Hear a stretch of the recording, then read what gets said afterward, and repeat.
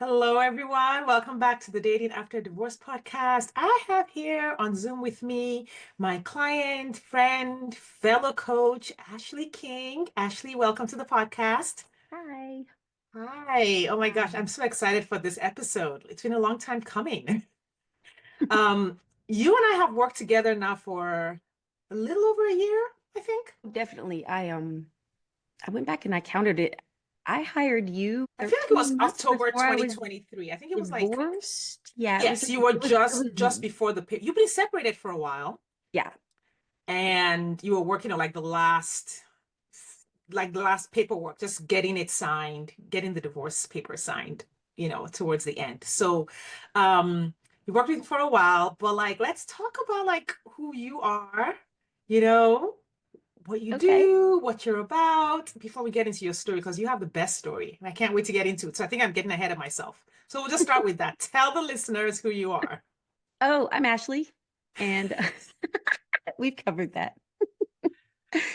I am a woman who was very keen on dating and not spending my time doing something that just was wasteful. So I started working with Shade. I mean, it was months before my divorce was finalized. And I started working with her because when I first saw her on a webinar, she was asking questions about dating, and I think she brought up like sex or something.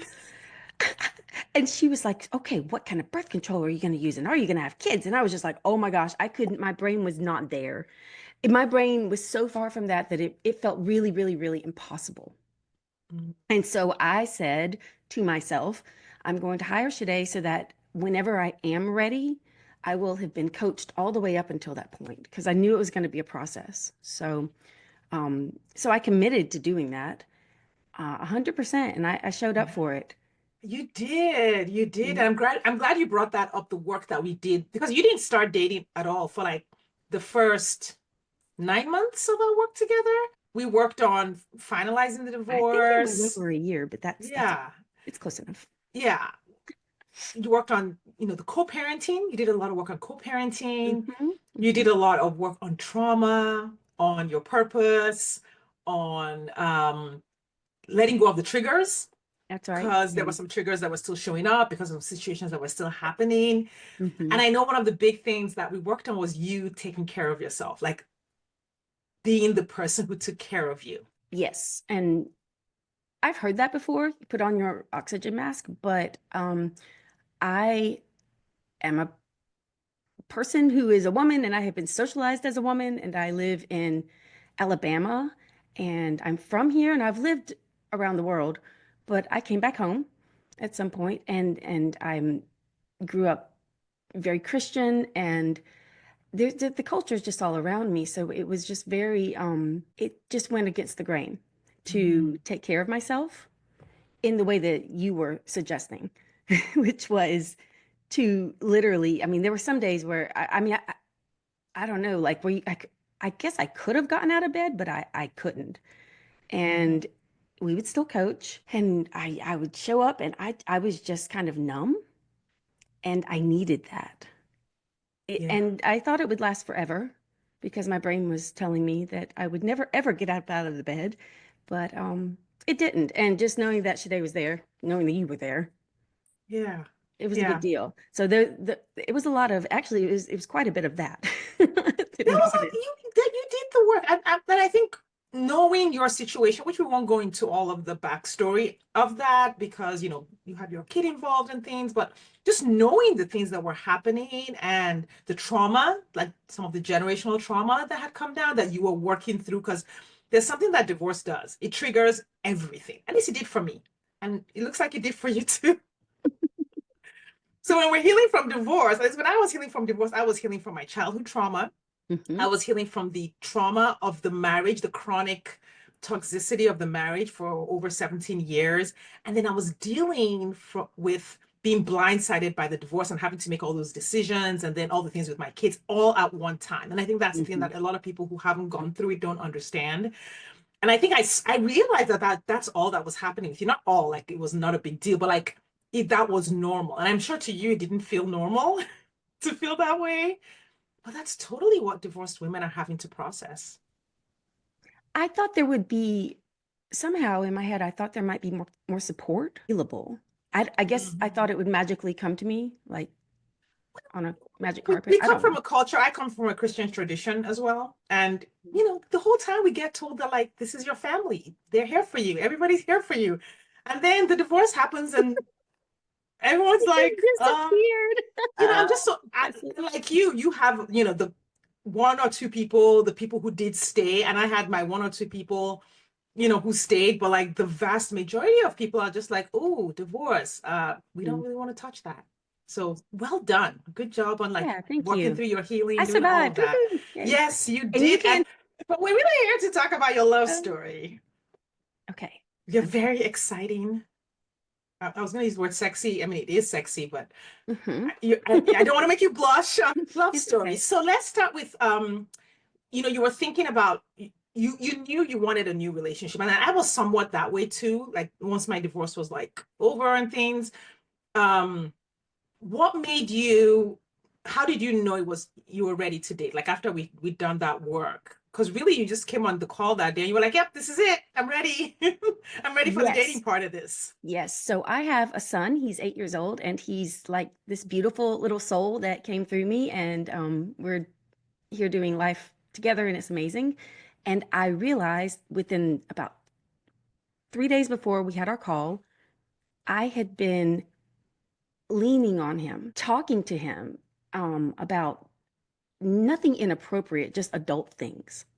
And they were actually pretty general adult things like, oh, I've got to pay my taxes and things like that. I was just saying adult conversation stuff to him. And I thought, you know what?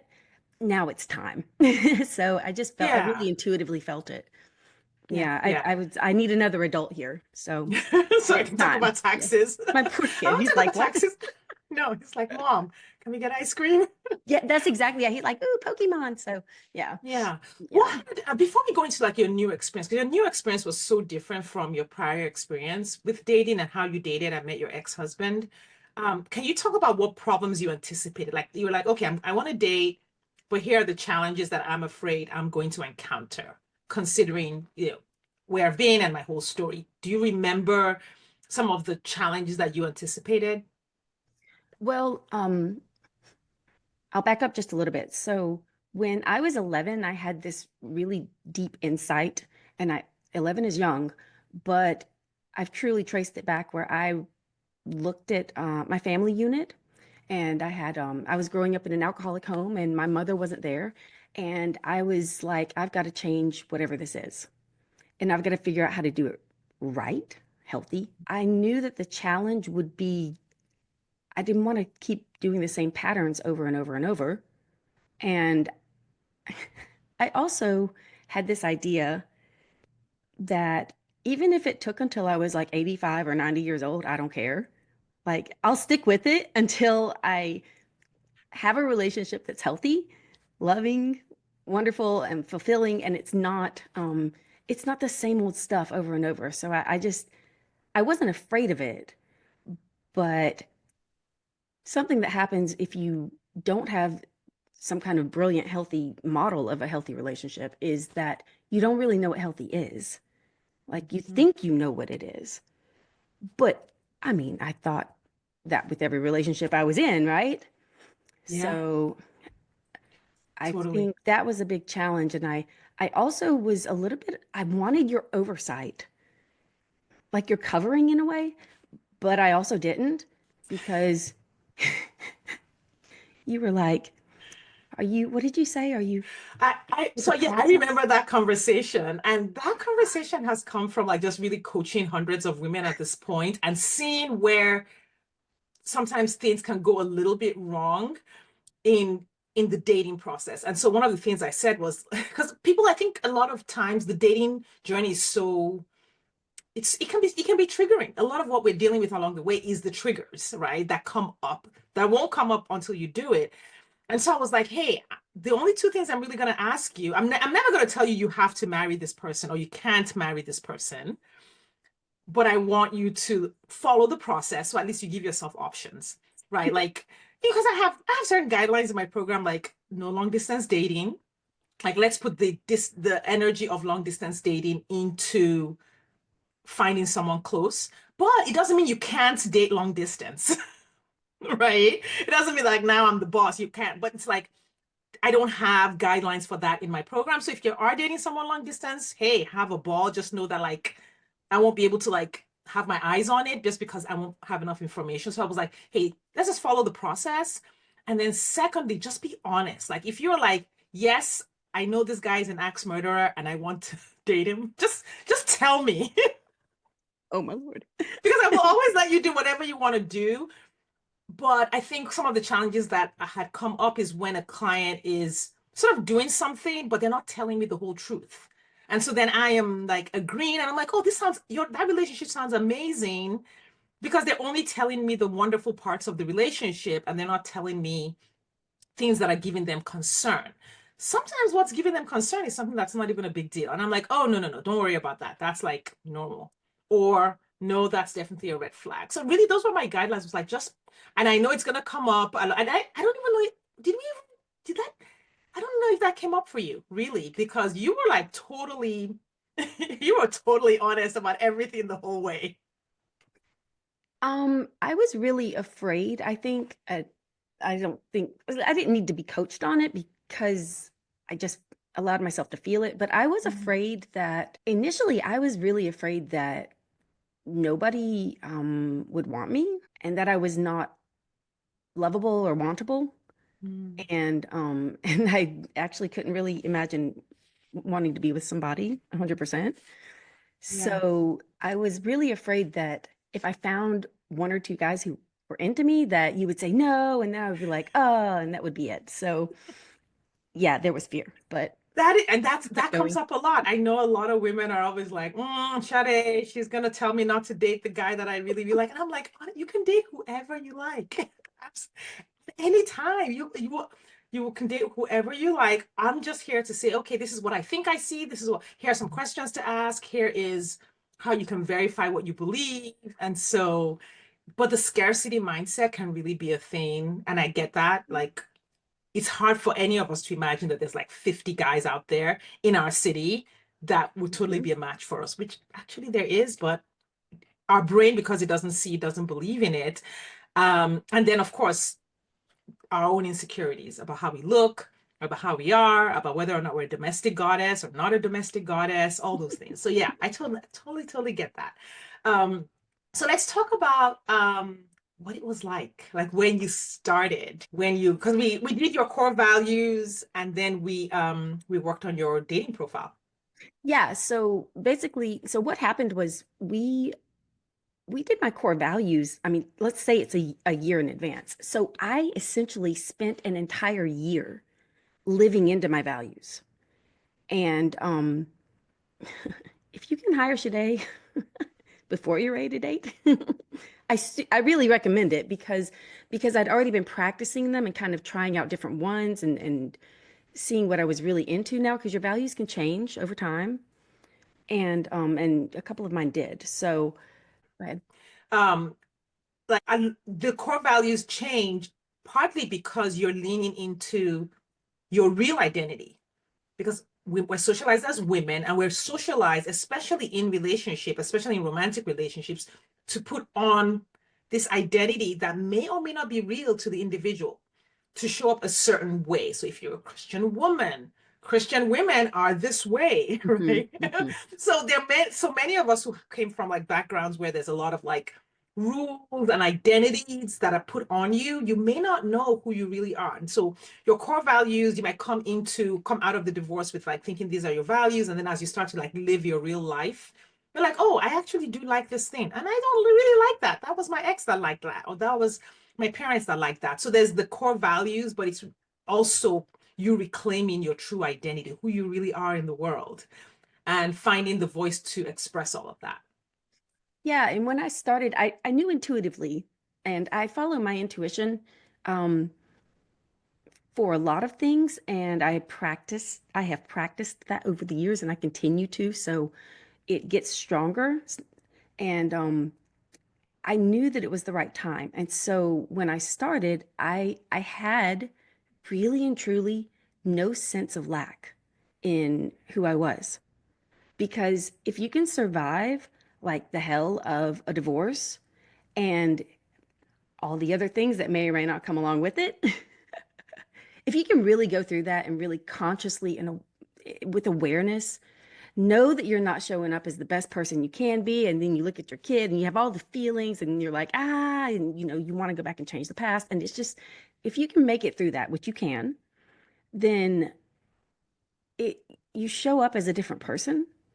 And I really ultimately became the thing that I needed the most, which Mhm. was my first core value is security. But I don't think of that strictly in terms of money, because money can come and money can go. But security more in terms of, are you able to show up for yourself? Can you show up for me? And so I was able to do that for myself for a few months. And so by the time I got there, I was like, okay, it's time. It's Yeah. time to go. So I didn't have lack. My prevailing thought was, dating is my dating experience is excellent. And it was. And it was. Like Yeah, it really you was. had a fun, you But had a fun listen, I dating had weirdos. experience. I had the weirdos. I had, but I just didn't talk about it. I feel like so many people just focus on those. And Yes, I would they just see do. like random whatever, and I would just, you're gone. Yeah, they're there because what you focus on grows. Energy flows where Mm, attention goes. And this is one of the reasons, like in my in the Dating After Divorce Collective, my group program, they're not allowed to post weird, like people will screenshot the worst profiles. hmm. I see it in groups all the time, and they're like, "Oh my God, look at what I saw." I'm like, that is not allowed in my program. We don't want to see the worst of what's out there. If you see something that's not great, move on, like in a quarter of a second. Don't even give it a second look. But I see women so often like sitting around and talking about, like they will spend so much energy on the thing that they don't want. And psychologically and spiritually, that creates more of what you don't want because you're literally training your brain to find more of that.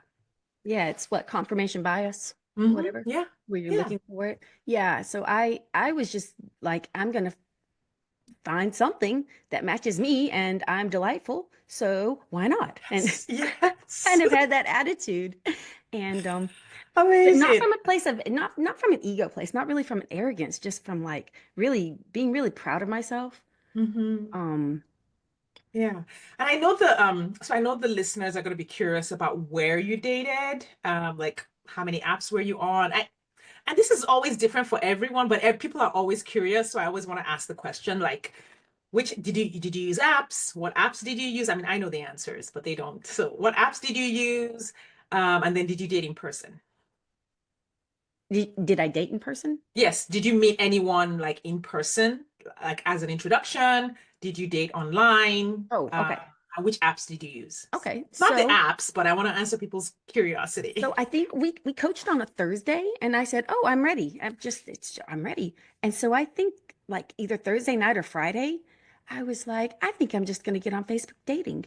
And that wasn't one of the possibly pre-approved It's not, I don't like Facebook dating dating, apps. but again, like I say, Right. it's not the apps necessarily.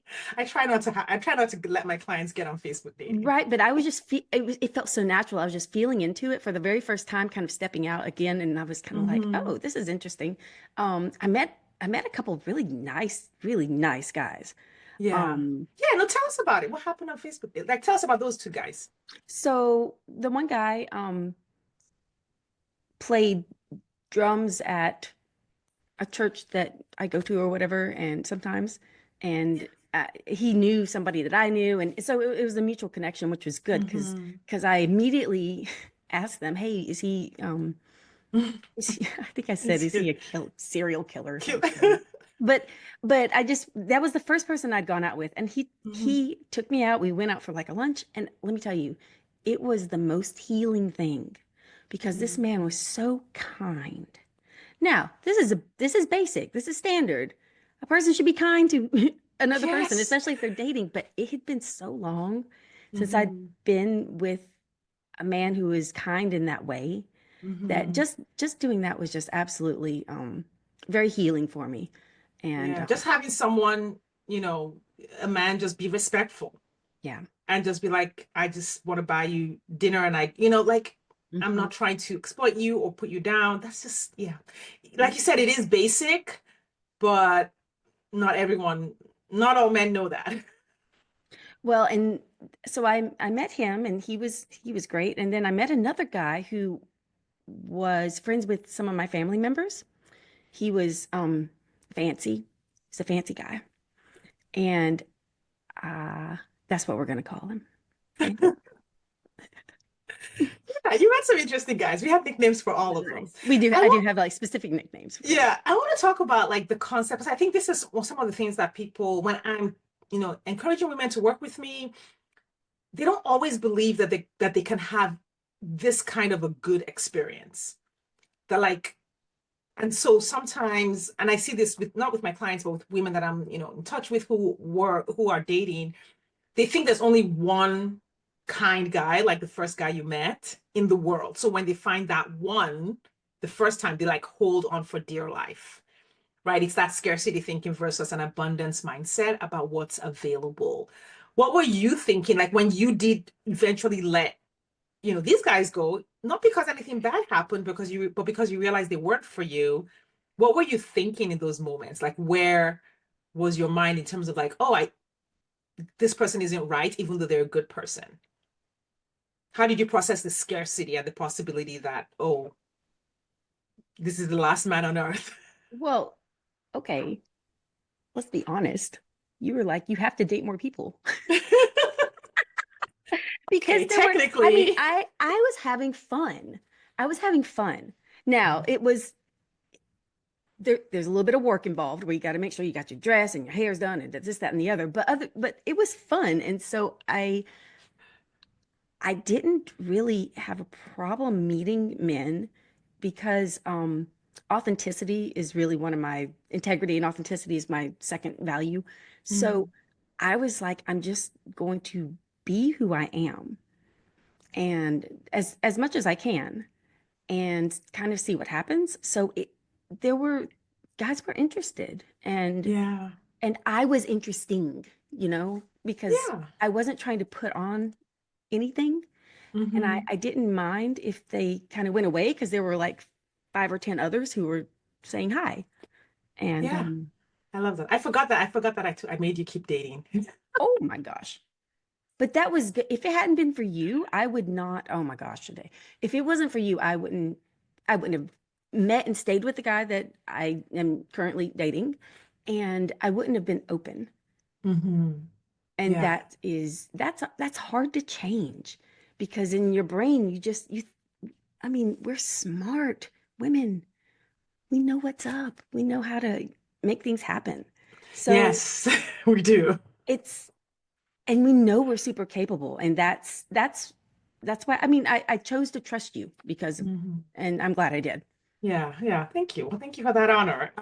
Yeah, but I know what you mean by like we're smart and capable. Like when we feel like, okay, this is the guy, we know how to like be like, okay, let's seal the deal.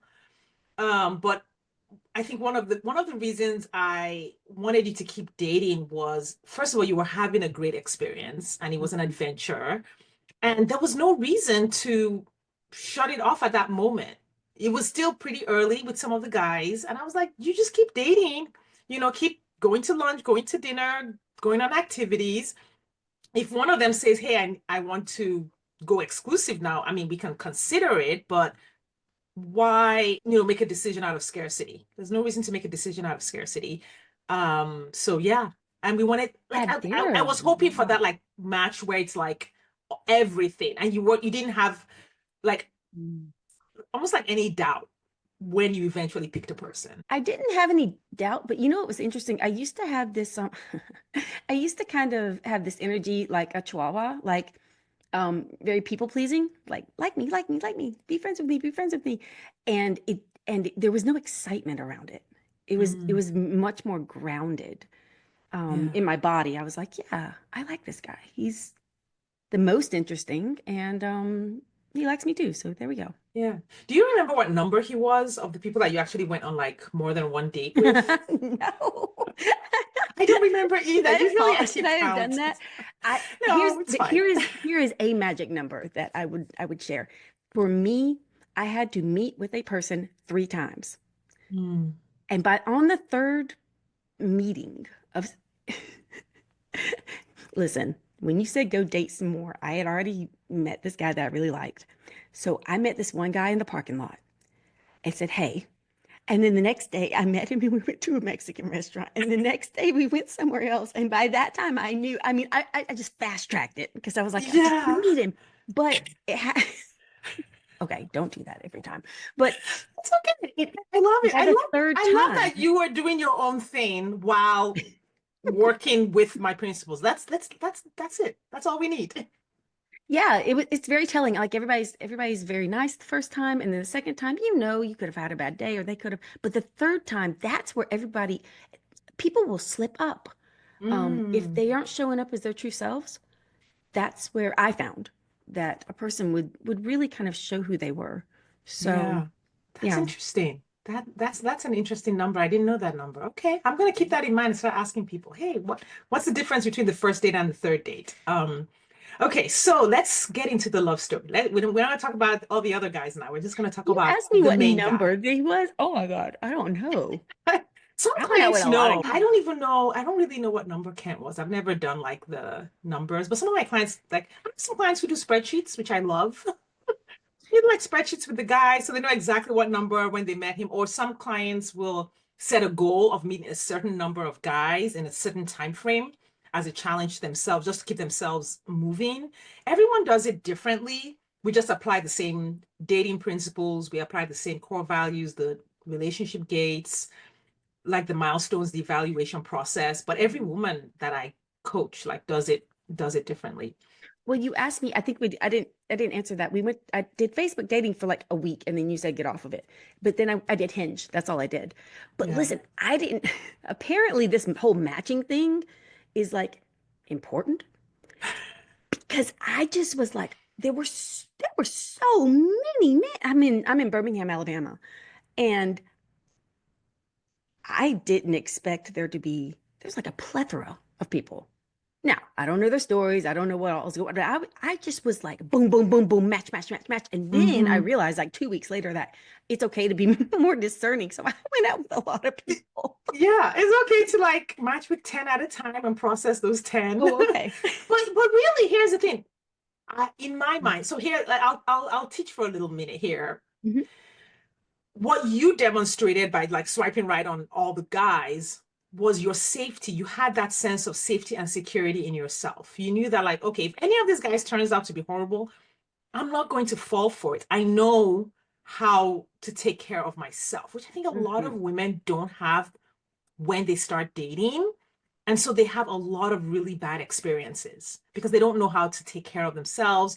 Their sense of awareness and ability to set boundaries when they don't like something is still very weak. So they're either setting up this wall where they're swiping left on, you know, 999 out of 1,000 men. And then it's like, oh, there are no men. Yeah. Or they're letting all the guys in out of scarcity that I have to let this guy like me. And then they're getting hurt.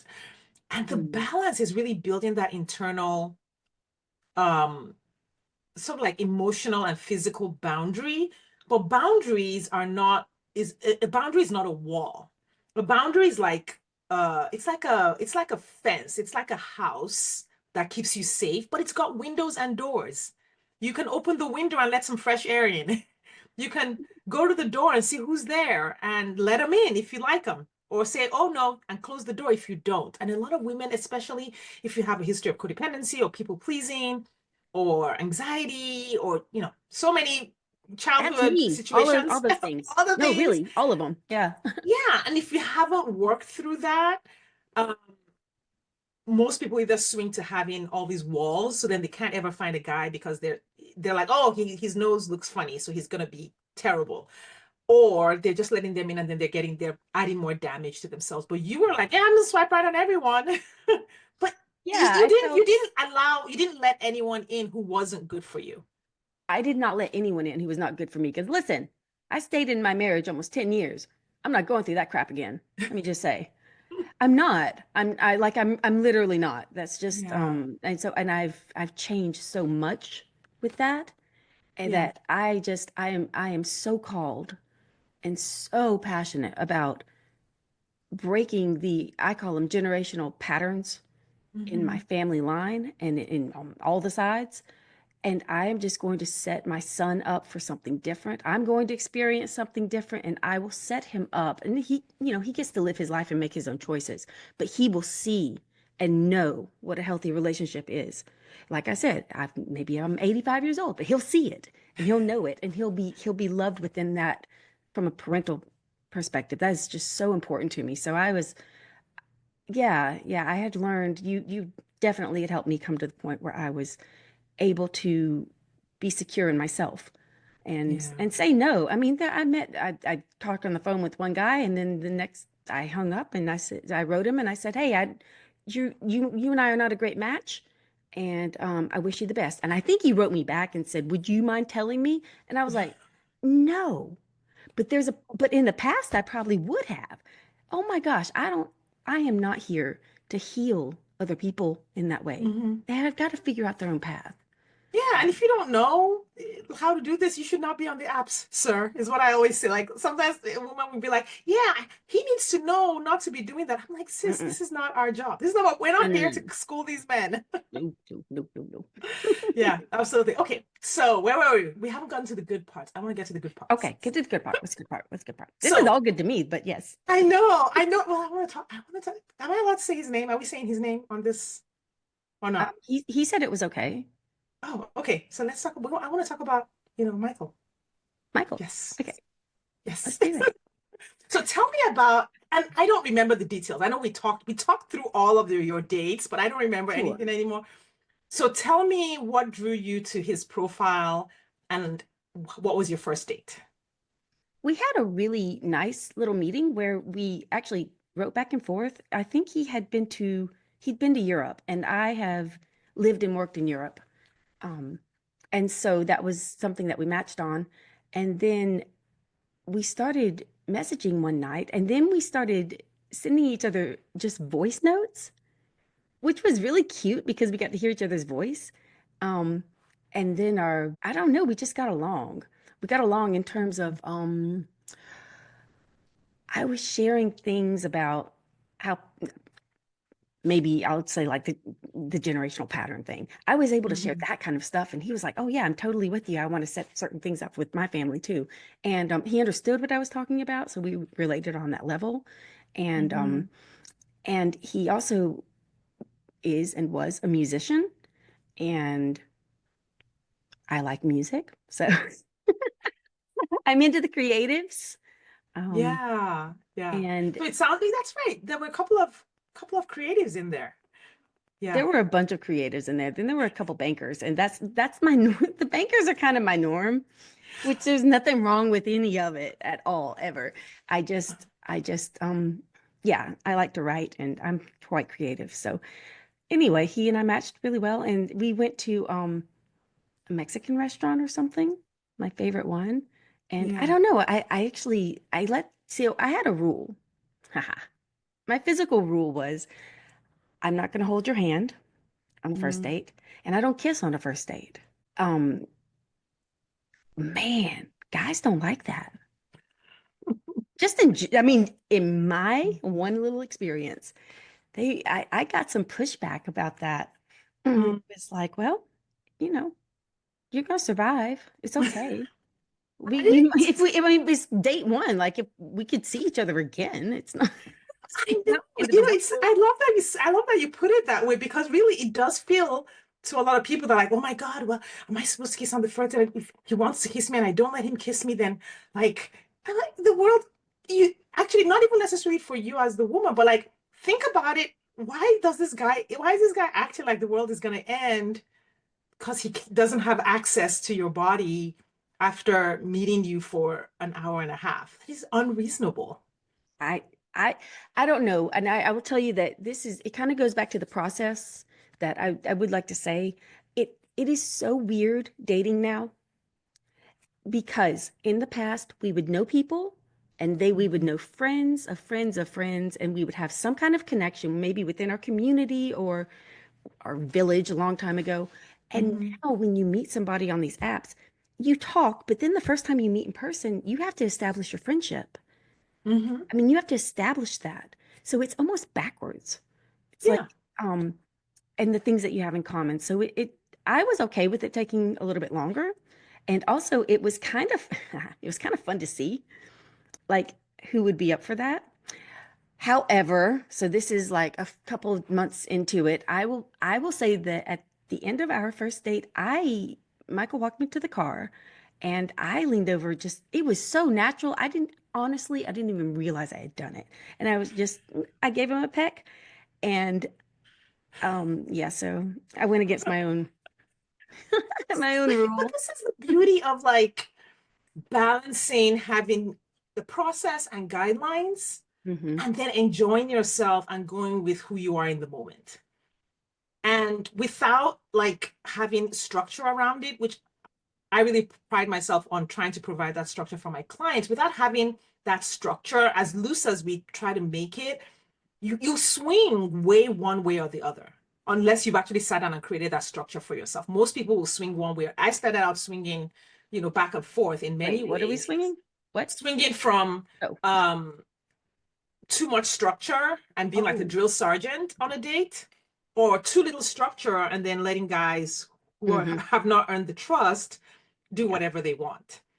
And so with you, you were practicing having guidelines that you had defined for yourself, right? Like these are my boundaries. Hmm. I have clients who will kiss on the first date. I have clients who won't.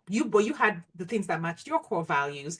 But then when something different came along, you gave yourself permission to go with what was authentically you in that moment. That's right. And listen, if you want to go home with somebody on the first date, I don't care. It's not about that for me at all. Mhm. And it's not about judging anybody and their choices. It's truly just what I wanted to do. Mhm. Um, it had been a long time since I'd been physically with somebody. And yeah, I'm going to say this. It had been a long time, and I realized that you can be in a relationship and still be alone without that. And so I thought, well, I've done it. I've done it for a long, long, long time. So I'll just wait one more date Yes, and see how yes, they I love feel. that. So, I know, I love that. I love that principle. I heard a similar principle from someone many, many years ago about like when people come to you and like, oh, this is an emergency. And then he would ask them, okay, so um, this you're calling me at 2 a.m. with this emergency. How long has this been going on? And they'll be mm, like, well, the last 2 years. Okay, he's like, okay, then he can wait till tomorrow at 2 o'clock when I get to my office. Or if they said, well, it just happened for the first time today, it's like, okay, it can also wait. Since it hasn't even been 24 hours, it can also wait until 2 o'clock. You can make an appointment at my office. So, yeah, so I love that. Right. So did you were, and you had this point where you had all these guys and we went through that process of the funnel and like you narrowed them down to these two. So there was Michael and then there was um, one other gentleman. there was. You want to talk about like your process of like trying to decide? And you had gone on several dates with both of them, right? I was Like, consistently dating um the other guy, fancy guy. And but listen, Michael plays viola professionally. And like he's been doing that for 50 years or something. And the other guy was great, but he was just a lot more structured. And I just mhm. found that I had um a little more, I guess, fun. Yeah, Michael was a little more fun to me. yes, yeah. Um, You called him like he was like a Santa, I think is oh what my you said. gosh, he's so jolly. I think he's very very positive. He will Mhm. write me text messages like, Yeah, I went to the gym and the cardio was kind of hard, but I'm just so grateful that I got in there and did it. And I'm like, oh my God, like who writes like that? All Like right, like that. I am I'm a great usually the flapper. I go to the positive gym. one. Yeah, it's a little bit of a shock. It's like I'm usually the cheerleader, like, going, Yeah. oh, it's gonna be okay. But he is jolly. He's very happy and he has all the emotions, but Yeah. So there was a he lot chooses more, positivity. it sounds like there was a lot more just like on an emotional connection, on a an interest and like intellectual, mental, maybe not, although both of you are very intellectual, so I know that, but like it just Mhm. seemed like a combination, like, and you were just more, you were happier, you enjoyed yourself more.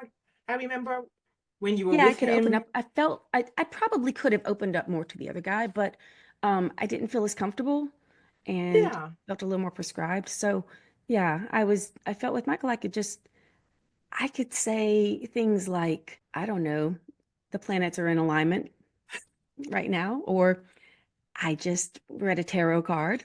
And also, Jesus is doing great. And, I mean, I could just say any yeah, of the things that I want to say because yeah, I live all of those. So, yeah. and So he like was it was open almost to like it. the atmosphere with Fancy Guy didn't allow for you to just like throw things out like I pulled a tarot card today. No, no, no, no, no, no, no, no, no, no. He's nothing wrong with him. He's a great guy, but Yeah. he's just a little more traditional in certain ways. And I'm traditional, but I'm maybe not that traditional. So Yeah, you're a yeah. mix. You're a lot of fun.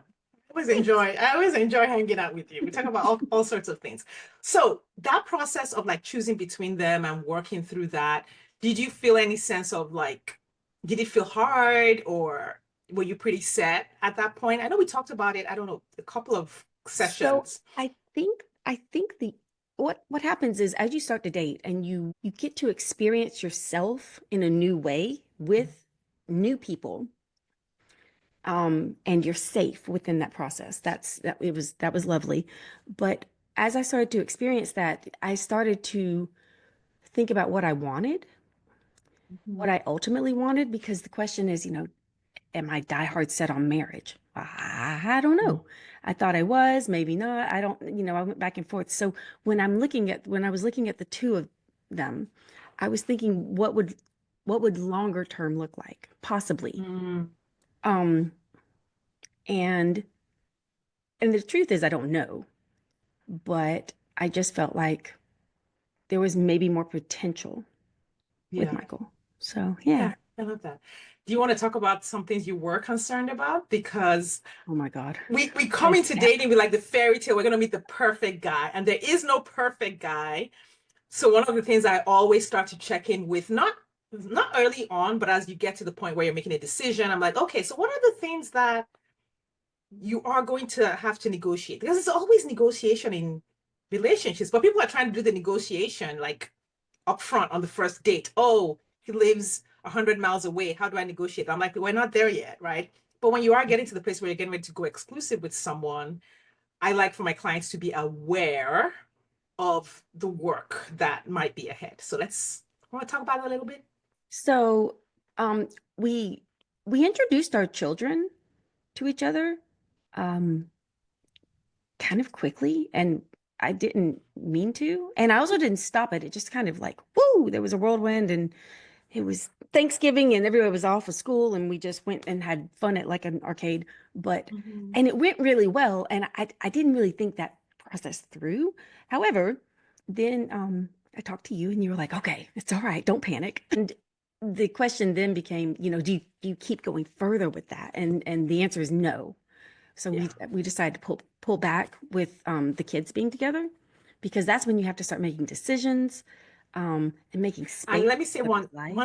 let me say one thing real quick about like the pace and certain things happening Mm, at certain times. With kids, kids can quickly become the focus. And because kids just have a lot going on. So you like right. you put two or three kids in the mix and you're trying to like have them get along while you're taking care of them, while you're, in a dinner or whatever, you forget to observe each other. You forget to observe yourself with that partner. You forget to observe the partner and how he's acting. And if that just continues, and this happens in marriages. Everyone knows who's had kids in relationships. Kids change a lot of things. Hmm. And sometimes marriages will go on for 18 years and you forget in those 18 years, you don't even remember, you don't even know anything about your partner. You wake up, the kid's gone, and you're like, who is this person? And Right. so I always like for my clients to focus on the relationship first and realize, is this relationship good? Is this Hmm. solid? Then is it solid and our kids can be a part of this or not? So that's why we kind of pulled back there. That was one, so that which was fine, and he was totally on board with it. Um, he completely supports my me being coached, and he's Mhm. met today. He's met you. Like I do. I like him a I was on the way lot. to meet his mom, he we just happened to be coaching, and you said hello. So he's like he's very supportive and all those things. The other thing that was a little bit of an issue was he has some animals in his house, and I don't have any animals in my house, and um animals are a joy, and also When you they said are. it. I'm here for the earth and the animals. Listen, I am, but however, comma, I was like, um, yeah, we're gonna have to figure something out. I'm not used to that. And so the man like went out and bought a catio. Do you know what a catio is? It's Yeah, like you told a me. patio. Like, The little animals can go outside. And he was, yeah, he thought yeah, about a hundred different ways that he could help make the yeah, situation you had better. to negotiate like something that was a big part of his life and that was not a part of your life. And, you had some effects from having cats and the hair and, all of the Yeah, and I'm things. allergic to them and things, but I'm not like catastrophically. Haha, I'm not. Yeah. Yeah. So yeah, I love that. I'm And not that's allergic to and that them. really shows that like you need someone who's willing to do that work. And in my program, we call it the relationship milestones. We're like, okay, now you're exclusive, now everything's wonderful and lovey-dovey, but the work doesn't end there because the first however many, weeks or months leading up to exclusivity, you're evaluating, is there enough potential in this relationship for me to close off my options, right? And once you close off the options, now you're evaluating and you're doing the work of hopefully creating a relationship that can go the distance. And then that's when all of the other things start to come up. That's when you start thinking about kids and like, okay, how do we parent? Do we parent the same way? Do we parent a different way? And if we parent differently, how do we want to work that out? Do we want to keep separate homes until the kids are like whatever? How do we need Mhm. a house with 25 bedrooms so the kids never see each other? Yeah, Whatever. I like the idea of having my own place and keeping my Hmm. own place. But I'm quite independent in that way. I'm an Yeah. only child and an only grandchild, and an only niece. So I have these beautiful roots of a family tree, and then there's kind of me as the branch. So Yeah. I'm used to having a lot of my own space. So yeah, I'm gonna keep my own place, definitely. Yeah. Yeah. Maybe for a while. So tell me about like falling in love. Like, what was that like for you? Like, when did you know, like, I'm in love with this guy? Or like, did you guys share the L word or like, what happened? Oh my gosh. Well, it was around Christmas time, so he was playing in all of these Christmas events. Hmm. And I just thought that was like sexy as hell because he was playing like Hayden's Messiah and or I Handel's know, Messiah, right? Oh excuse me, my God. I like love that yeah, music. that kind of thing. And he was up there playing, and he would just do this stuff, and he would do it for hours. And you told me don't fall in love with the performer, and it wasn't the performer aspect of him. It was that's who he is. That's his like I write and I also Hmm. speak, but that's his voice. Hmm. It's who he is at a high level. And and it just when he plays it's the most beautiful thing ever. And I just love hearing him do his craft and I don't know, we just had a lot of fun going to lots of those events and by then I was just into him. You were smitten. I was smitten, yeah. And he kept the way he describes it is that he kept holding his hand out because I am not a person who jumps into something quickly. Because once I'm in, Hmm. usually. Unless, now I have today to say, hey. That's not healthy. But but I Sometimes really am. I'm if the thing is healthy, stay all the way in. absolutely.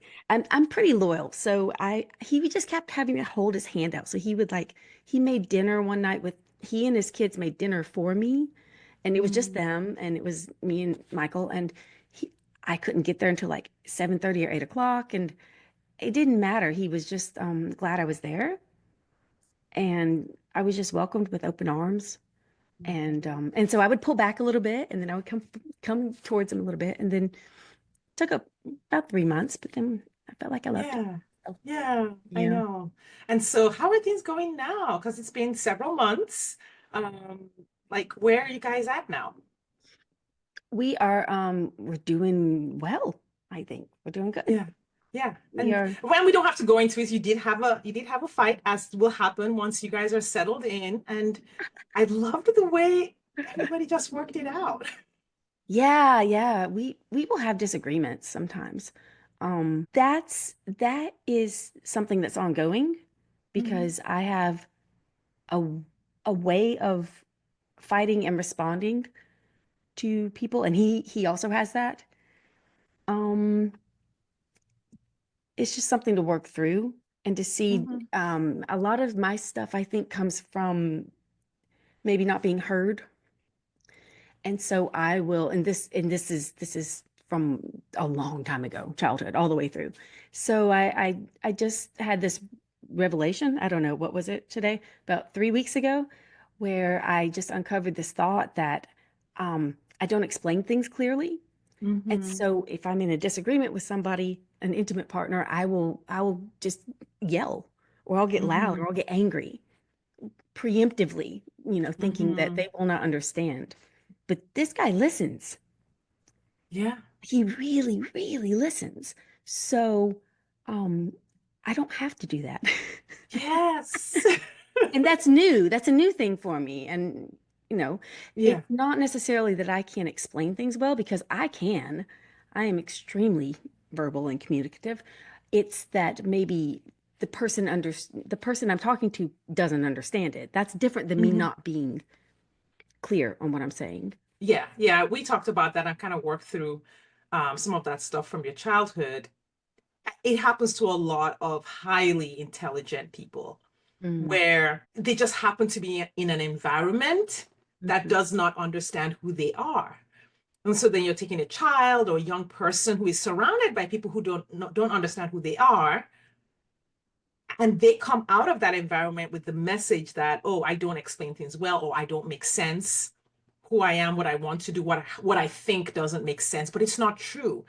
Sometimes you're just in the wrong environment. Sometimes, not always, but sometimes you're just in the wrong environment. And highly intelligent people are like, I don't know, 1 to 2% of the population, certain, types.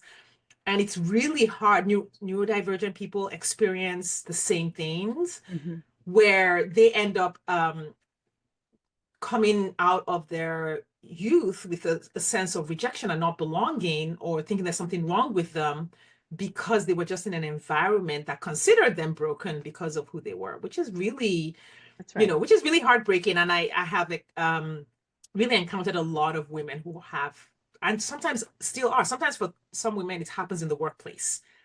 Hmm.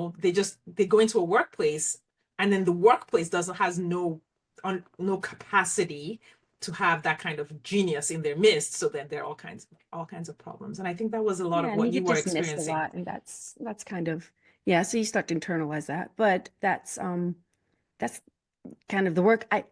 The thing is, I think this is me personally. I think we heal within relationships. I think we can heal outside of them, but I think that it takes being I think we're made to be around other humans, not Mhm. constantly, but I think when you have that mirror that's held up to you, I think it can be a good thing. I don't advocate two toxic people holding mirrors up to each other.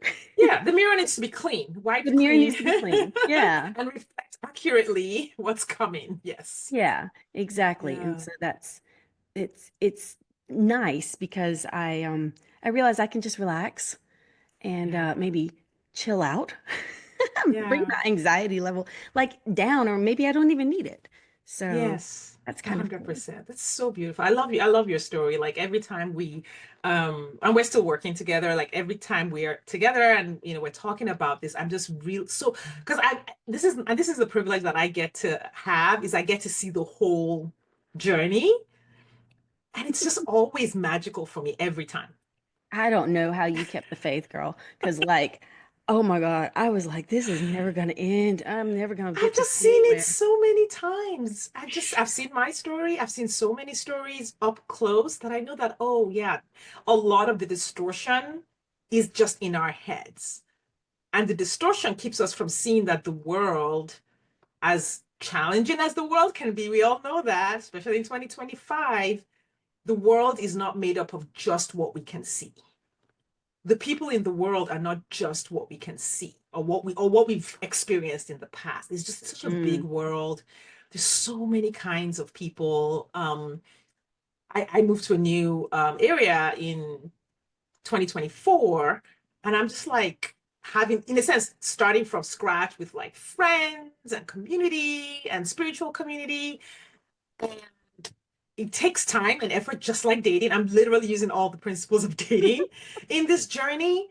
And every time I find just one more community or one more person, I'm like, oh my God, 6 months ago, I didn't know that this space existed. I didn't know this Mm. person existed 3 doors from me, you know?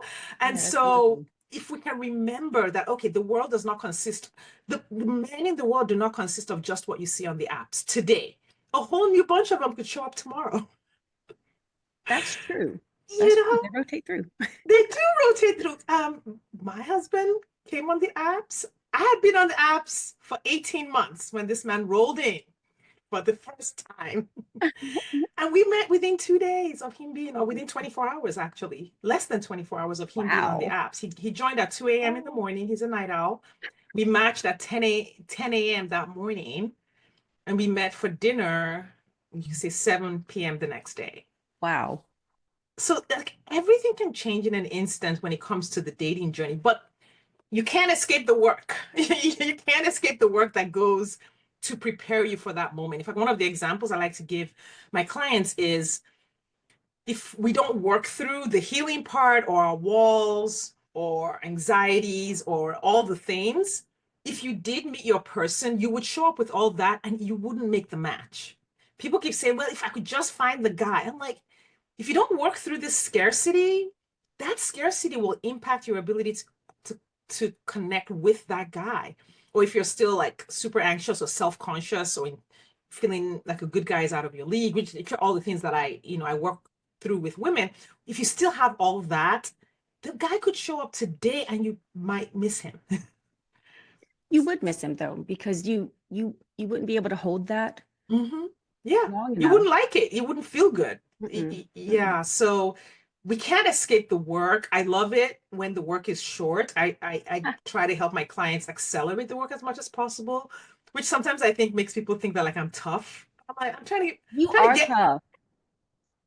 Come on. Let's just speak some truth. okay, fine. Not, It's just love. Love isn't always a constant yes. So yeah. you I like to saying see being it tough like, and saying, hey, look at it a different way. yeah, I like to say Helpful. my job is to tell my client what I see. Mm.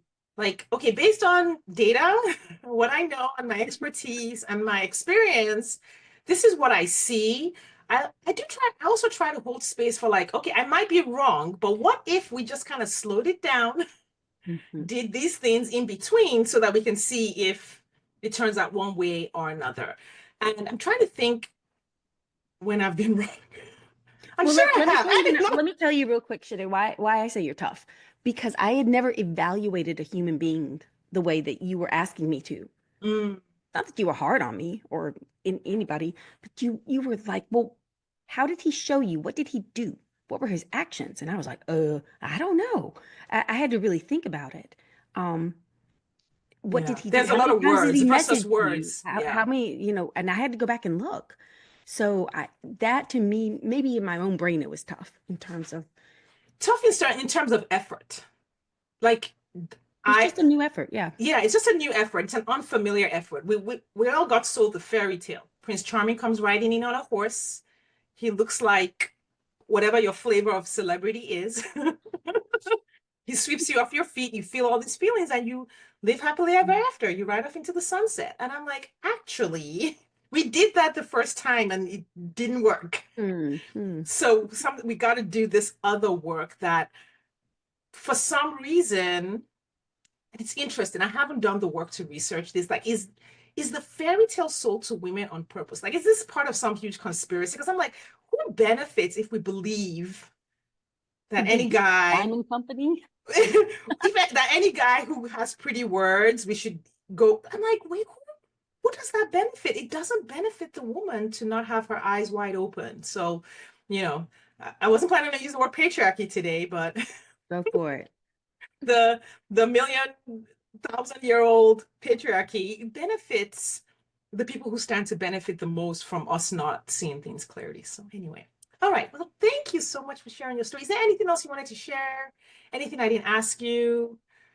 I did want to share that although I was very hesitant, the sex is amazing.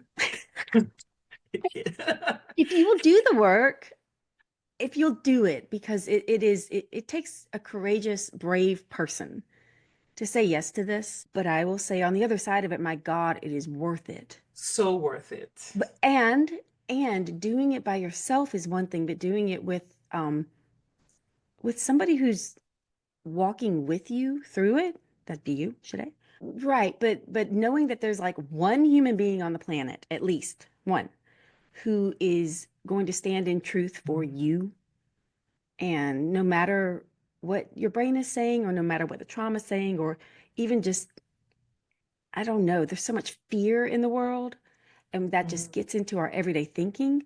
And yeah, knowing that there's one person there who at least on this day they're going to call you and check on in on you, and really care, it made a big difference for me. It made all the difference really. So um I mean, I really, when I met you, let's say it was about 18 months ago, I think 16 or 18, I didn't think I would ever be able to be with somebody again. And Mhm.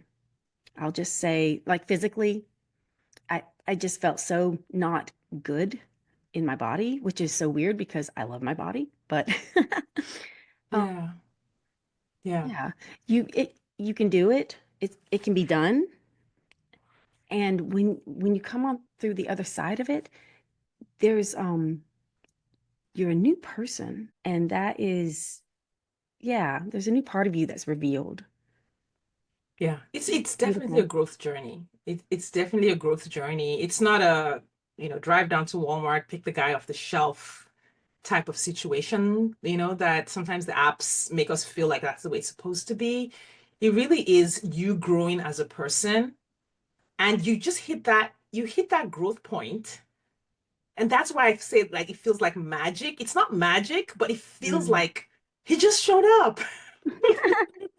But no, it's like you grew into that relationship and you were able to see it, you were able to choose it, and you were able to kind of walk into it and um, start to do the wonderful fun work of being in a healthy relationship.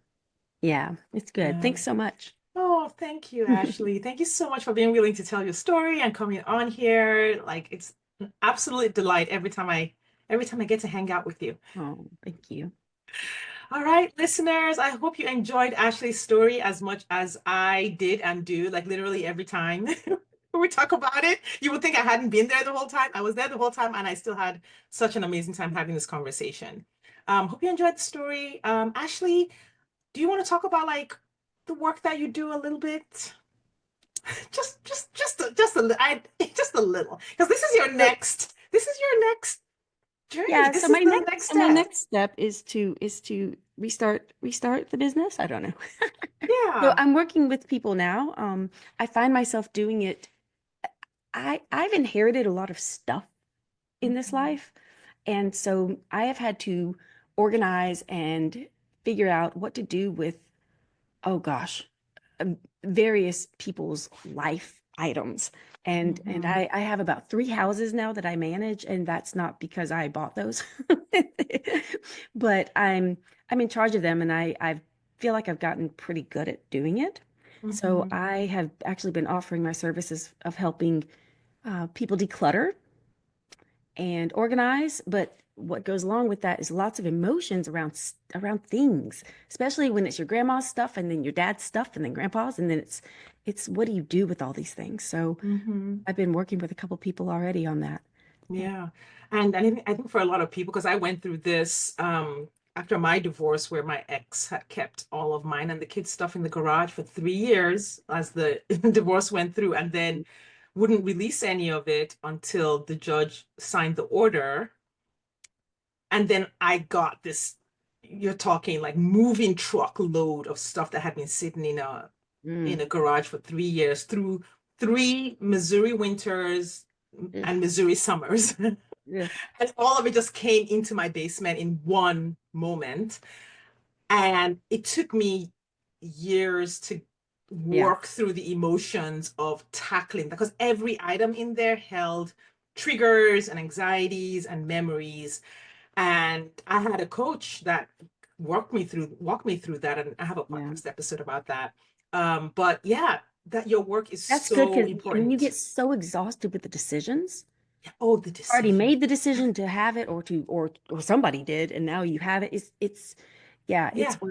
Or what to yeah. do with it. Do you throw it away? Do you Oh, I give it know. away? Do you sell it? Where do you, And girl? how do you know what's yeah, What's right? Will what's you worth hanging on regret? to and what's not? So Yeah. Will I yeah. regret letting this go? Or will it just take up space here? So, your work with helping people go through that is so important. And I don't even know that everyone realizes that this is why they haven't done it. Oh A lot of yes. a lot of people think they haven't done it because they're lazy or Mm-mm. they just, no, no, no. You haven't No, done it it takes it because takes there's it work, takes there's effort inner work. and it's challenging in its own way, definitely. So Yeah, so yeah. I am going to have in the show notes the link to Ashley's calendar. If you have stuff, if you've got some clutter that you need to work through, or even just working through the emotions, maybe you know what to do or that, but you need to work through the emotions of actually starting and not procrastinating that work anymore, I Hmm. encourage you to book a call. Just, book a call and just have a conversation with Ashley to see like, can I move this forward? So I encourage you to do that. She is amazingly intuitive, like crazy intuitive. So I know that like your clients are just going to have so much peace and groundedness doing that work with you. Oh, I hope so. Yeah, I have some deep insights. I don't even know where it comes from, but here we are. So Again, deeply yeah. intuitive. And I love to work with people just in general. I taught university for about 14 years, so Mm, I've worked with humans for a long, long time yeah, and I've coached for a while. So yeah. amazing. Thank you so much for Great. being here, Ashley. Thanks. Listeners, we want to thank you so much for your time and attention today. We appreciate it. Please like the podcast, leave us a review, share it with other women who need to hear it, and we'll see you next time.